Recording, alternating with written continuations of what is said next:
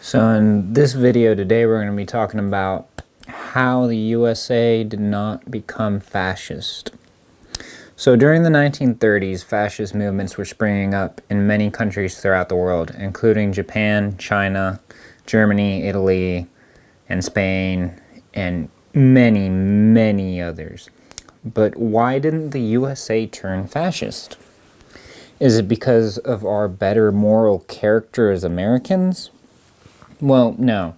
In fact, people in the USA at the time were quite fond of fascism, including Frank Capra, the famous director who wanted to make a movie about Mussolini. Also, Charles Coughlin. Hoover viewed Japan invading China sympathetically, saying, "There's something on the side of Japan," he announced. "Ours has been a long and deep-seated friendship with her, and we should, in friendship, consider her side." As to not hamper business interests, he didn't want to intervene. There was also the American Liberty League, something similar to the Three Percenters and Oath Keepers that we have today. The American Liberty League was that just during the 1930s. And it was sponsored by multiple business interests, including the Duponts. There was also the Silver Legion of America that ran a candidate for president, the Black Legion that would kill Union leaders, and the Sentinels of the Republic who warned of the Jewish communist and said, "The old line Americans of $1,000 a year want a Hitler." There was also the KKK, but I'll make another video on the white supremacy of the USA throughout its history, and in another video, and others directly supported fascism and the rearmament of Germany, as I described in my previous video. The real reason the USA didn't become fascist, despite the support for fascism, was one man, Marine Corps Major General Smedley Butler. This man was, at the time of his death in 1940, the highest decorated Marine in U.S. history, which included 2 Medals of Honor, and he was also the highest rank authorized in the Marines at the time. The way his career ended was that he called the Italian dictator Mussolini a mad dog about to break loose in Europe. Hoover told him to retract that statement, but he didn't and was forced to resign. But at the time, he was still the most popular soldier in the USA.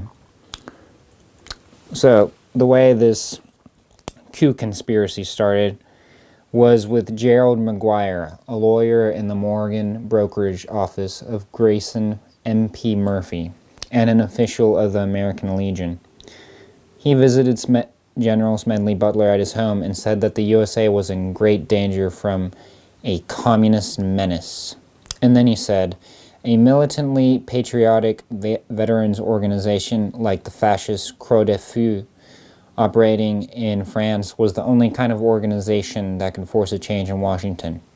He suggested Butler lead such an organization that could force a change in Washington. He suggested Butler lead such an organization in a march on Washington. We have $3 million to start with on the line, and we could get $3 million more if we need it," he said. Gerald McGuire told Butler that at least half of the American Legion and veterans of foreign wars would follow him. And he told him the plan was that the Secretary of State and Vice President would be made to resign by force if necessary. If President Roosevelt was willing to go along, he would remain as president. But if not, he would be forced to resign, whereupon, under the Constitution, the presidential succession would place the Secretary of State in the White House. Butler played along to get more information, knowing that McGuire represented J.P. Morgan and company interests.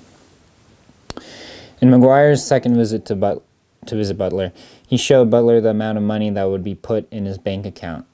Butler insisted on meeting some of the other people involved, and afterwards had another caller, Robert Sterling Clark, a Wall Street broker who had supported Al Smith's 1928 presidential election campaign.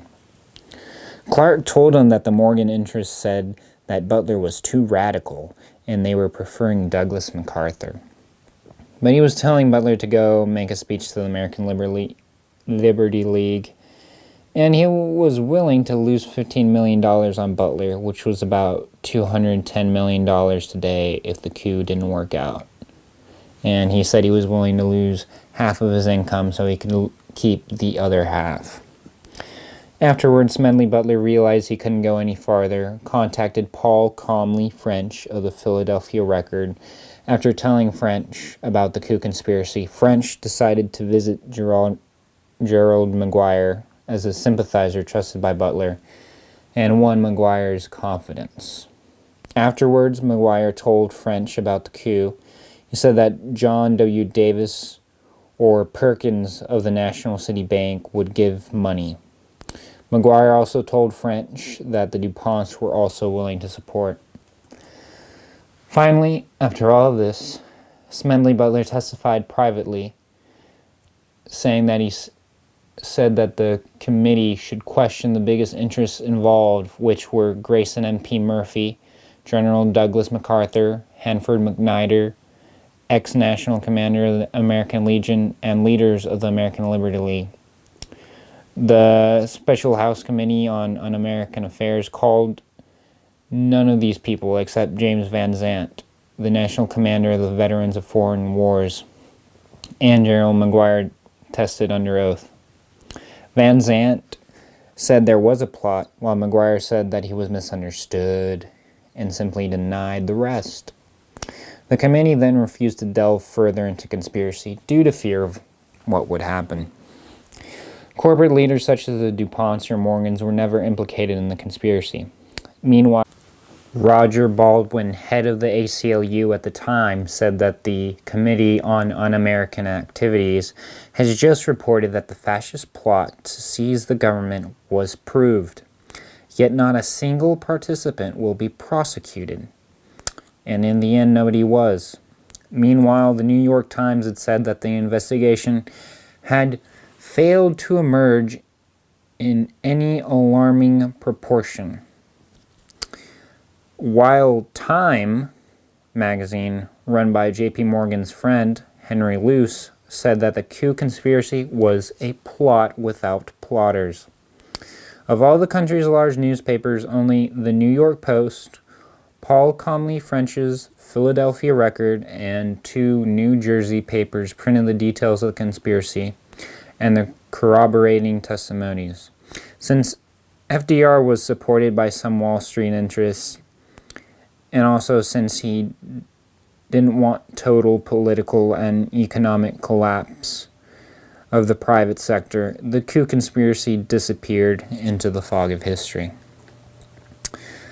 So, in summation, the reason the USA didn't become fascist was simply because one man decided not to launch a fascist coup against the government.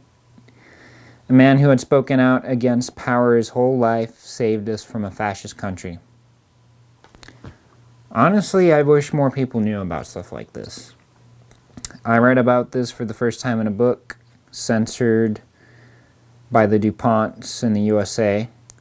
The book is called The Dupont Dynasty Behind the Nylon Curtain by Gerard Colby, which was actually censored twice. And he actually went to court for his book being privished, which is a term used in the publishing industry when you want to publish books to the public but limit its distribution. Well, if anything, this video shows you how private business interests don't care about you and only care about profit, which is why they were willing to launch a coup in 1934. Anyways, thanks for watching, thanks for subscribing. I will make videos similar to this about improving people's knowledge on history, culture, science, and other things. So if you like this vid, please subscribe. And remember, there's nuance in everything. Nothing is simply black or white. Have a good day.